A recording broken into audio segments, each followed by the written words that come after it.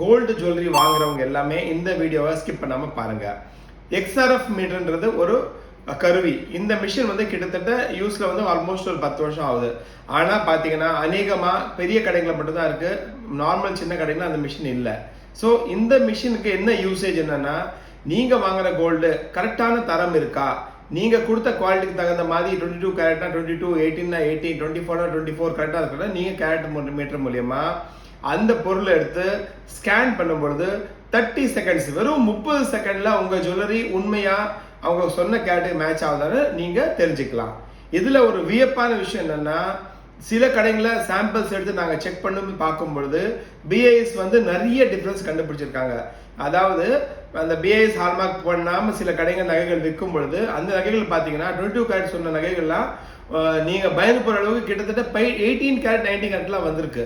So இன்னைக்கு இருக்கிற இவ்வளோ ரேட்ஸ்ல இவ்வளோ பணம் கொடுத்து நம்ம ஜுவல்லரி வாங்கும்போது தயவு செய்து be careful, always buy 22 carat 916 HUID போட்ட நகைகள் மட்டுமே வாங்குங்க. இந்த மாதிரி ஒரு சீக்ரெட்டான விஷயத்துக்கு என்னுடைய சேனல் கண்டிப்பாக எல்லாருமே லைக் பண்ணுங்க, ஷேர் பண்ணுங்க, சப்ஸ்கிரைப் பண்ணுங்க. கமெண்ட் பாக்ஸில் நான் சொன்ன விஷயம் உங்களுக்கு பிடிச்சிருக்குன்னா ஒரு தேங்க்யூ மெசேஜ் போடுங்க. தேங்க்யூ ஃபார் வாட்சிங் திஸ் வீடியோ. பாய்.